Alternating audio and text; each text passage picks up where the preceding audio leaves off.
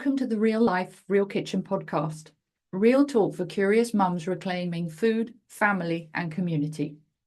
I'm Zoë F. Willis, English mother of many, mentor to mums. And if you're reheating your tea again, this is your place. So pop the kettle on as each week I chat with folks who feed, heal and hold our communities together. You don't need perfection to pull up a chair, just curiosity and the courage to ask, what if there's another way? This is one of my weekly mum chats, a short, honest musing or whatever's bubbling in the kitchen or on my mind. Do you fancy joining the next one live on Zoom? It's free, it's gentle, and you're so welcome. Just join the weekly kitchen correspondence mailing list. Your invite to the Zoom is in there. You'll find the link in the show notes. The tea's hot. Let's talk.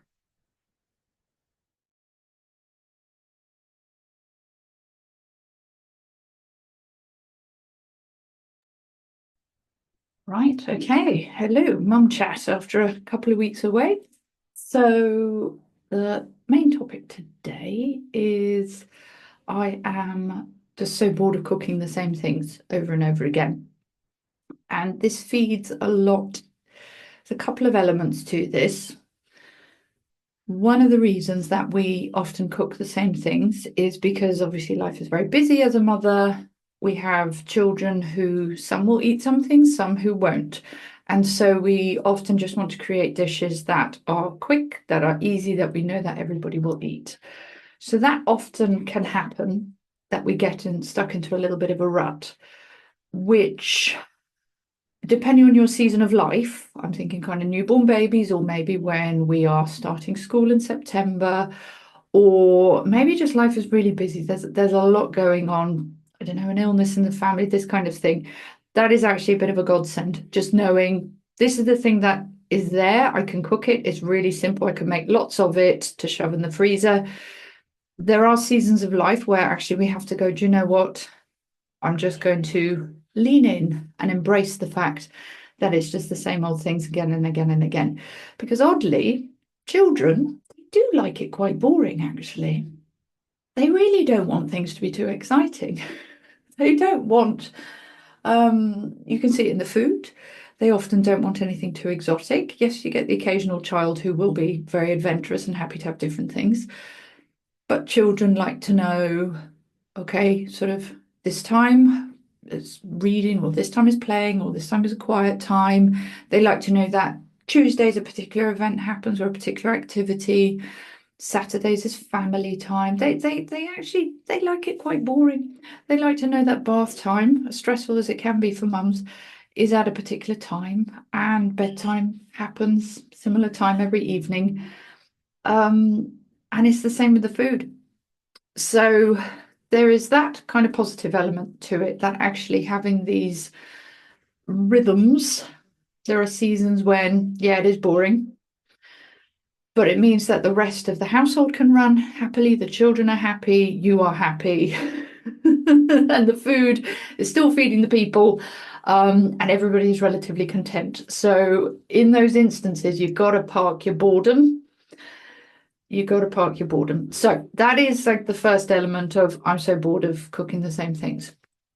The second element, you can pull that phrase apart, is actually when you get back, it's after the busy day, and you come back and you're starting cooking from scratch, and you just go, I don't know, you're overwhelmed, you're tired, you can't think straight, and you just go into a bit of a rut and a routine. I think I hear a small child trying to come in. Excuse me one moment. Okay, come on in. No, you're either in or out. What are you doing? Okay, right. He's out. So, and that's often, I'm not sure it's necessarily boredom, but we go into a default because we are so tired. And in some ways, we get quite frustrated with that. We go, oh, here I am again. Oh, it's the same thing again. Oh, it's chicken nuggets again. Oh, it's whatever the basic is again. Is it guilt? I'm not sure. I think it's more of just a frustration with ourselves and kind of demanding more, higher expectations. Now, obviously, a lot of what I talk about in these mum chats, and I have various products like the 7-day Pantry challenge, so the Pantry challenge reset, which gives you kind of backup, a good pantry. So you've got some backup recipes to fall back on, a good variety there. But one of the other skills which many people have lost and does take a little bit of practice and trial and tribulation. No, that's not what I mean to say. But testing is actually just playing around with leftovers. And by that, I don't necessarily mean you make a big, massive shepherd's pie and it's shepherd's pie Monday, Tuesday, Wednesday, Thursday. That can get boring. But again, there are seasons when that happens. There are seasons of life you're just like, it's shepherd's pie for 4 nights in a row, bolognese for 4 nights in a row, because that's all you can cope with. And that's great. Seasons that this happens.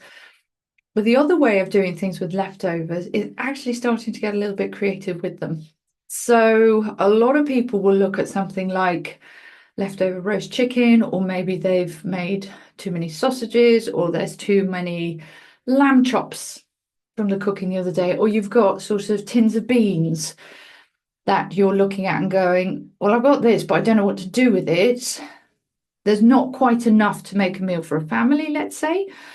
And one of the freebies I've just created, it's called From Fridge to Feast, which is essentially you're putting together, it will have your, let's say, your protein chicken, but then it says, these are the herbs and spices that will go quite well with it. Same with pork, same with things like seafood, white fish or salmon, which herbs and spices go quite well with it, and then what you can do with it. So it's not specific recipes, but it's just enough when you are in those kind of tired moments. Let's say Sunday lunch, you had some roast chicken left over.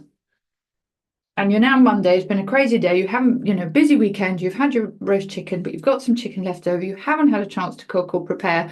4 o'clock arrives, and what do? You open the fridge and you go, oh, I've only got a tiny bit of chicken left, what do I do? So, options. You could give the children cold chicken, just as is, with whatever you've got lying around in terms of potatoes, rice, or something like that. Or you can take that chicken, add a tin of tomatoes, you could add some paprika, maybe some cumin, some oregano, some peppers, throw in a tin of kidney beans, and then all of a sudden have that with rice and with some sour cream or yogurt, and all of a sudden you've got kind of Mexican chickeny beans. Or you could, if you can't be bothered to cook the rice, put it in a wrap, or just have it on its own. Sometimes we don't even need the beige, don't even need the beige. And then you've got a salad in the fridge, just throw a salad on the side, very, very easy. So this particular matrix, I think it's called, a technical thing where you have kind of chicken and then, what herb you can have with it and then what you can do with it. I think these things are called matrix, but I'm calling it the From Fridge to Feast checklist. So this can sometimes help inspire you. So you can have that basic protein, and sometimes not even a basic protein. I mean, what was it that I made the other day?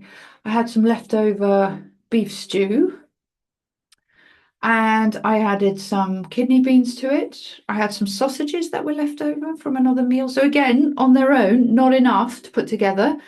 Threw that together, mixed it up with obviously the beef stew had like a gravy with it. Mix burning, the washing's multiplying and someone's crying. It could even be you. If your evenings feel like survival mode, the Command the Chaos Mum Life Management Planner is your first gentle step back to calm. It's a printable 80-page guide and planner to help you reset your routines and breathe again without needing to become someone else entirely. Start your reset today. The link's in the show notes. Got some small potatoes, which I put on top, put it in the oven. And then you've got a whole new meal. And then you've got the flavours from the beef stew goes into the sausages and vice versa. Got the potatoes, you could add a splash of wine to it or a splash of vinegar to make it a richer flavour. You could add a tin of tomatoes, again, mix that flavour up a bit. There are various options that you can do. So from a meal that's already kind of prepared, I'm thinking, again, something like a mince, if you've got some meatballs or something like that, that you can mix up again. You could have that in a wrap. It doesn't have to necessarily be with a pasta.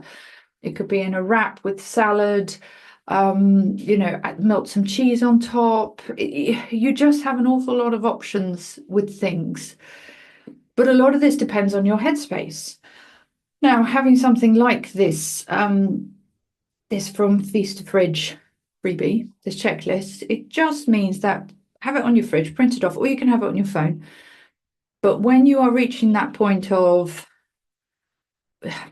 I don't even know if it's really boredom, to be honest, but you're reaching that point of, oh, here I am again, that moment of frustration, just have a look at that and then get a few ideas. It's just enough to kind of go, yes, take you out of the rut. And then you can start quickly putting something together. Again, I'm going to mention the Pantry Reset Challenge, because as part of that, there's also a pantry, kind of the ideal contents of your pantry, so that you always have the herbs and spices. You've always got the basics that you can really quickly put something together, and that can enhance your leftovers as well. And you're just creating new meals every time. But to summarize, there are seasons in life when you are just going to repeat, because it's easier for children, it's easier for your headspace, and everybody just knows where they stand. And in amongst the chaos of life, the food is a stable thing. I remember years ago, story of sad story, happy ending, of there was a lady I knew. She was, I think, maybe the oldest of 5, and the father left the mother for the best friend when this girl was maybe 12. And so the mum was left, and she'd been a stay-at-home mum, all of a sudden had to get a job, had the 5 children to look after as well. But essentially what she did was like Monday is shepherd's pie, Tuesday is bolognese, Wednesday is sausages, Thursday, whatever it was. It was just like every week, this is what happens. And that was the case for the next 4 or 5 years, until the youngest one was at a point that they could be more helpful. Now, on the plus side of that story, the father, 5, 6 years later, regretted greatly his decision and returned to the mother, and there was reconciliation, and they have been together for now 25 years after that. So that is positive. But my point is, in this time of absolute a crisis, so many of us couldn't imagine, you just had these hooks. Right, today is this food, tomorrow is that, tomorrow, the day after is that. Just have a rhythm, okay? And there are seasons of life, lean into that, accept it, brilliant. Everyone is just much happier. There are more important things. The second thing is, if you are reaching that 4 o'clock, 5 o'clock and just going, oh, here I am again, what am I going to cook? I'm so bored of whatever. You got a couple of things. Either you got to get more organized, have to get more organized and do the batch cooking.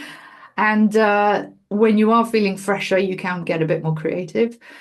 Or something like whipping up, looking at the leftovers you've got and getting creative in that. This is what this From Fridge to Feast checklist should be helping with, and will just hopefully give you that inspiration to tip you over, so that you are making more delicious food. You're not wasting any. It's still cooked from scratch and really, really simple and easy to put together. The one tragedy is, though, and I often have this, I made something the other day, I can't even remember, and the whole family were like, oh, delicious. What is it? I said, I don't know. I will probably never be able to make this again, because I had found a couple of Tupperwares of mystery gravy in the fridge, and I had made a sauce and it had gone in, and I don't know what that particular magical combination of umami flavors and the depth, and they've been sitting there in the fridge and the meat had been building up. I don't know, but it was delicious, and I'll never be able to make it again. So until next time. So I really hope that that helps. So any comments below, and obviously with Mum Chat, please send in any questions you may have. And obviously it is a joy and delight when people do manage to make it. All right, thank you. Until Mum Chat next week. Want a weekly nudge of nourishment straight to your inbox? Join the Kitchen Correspondence.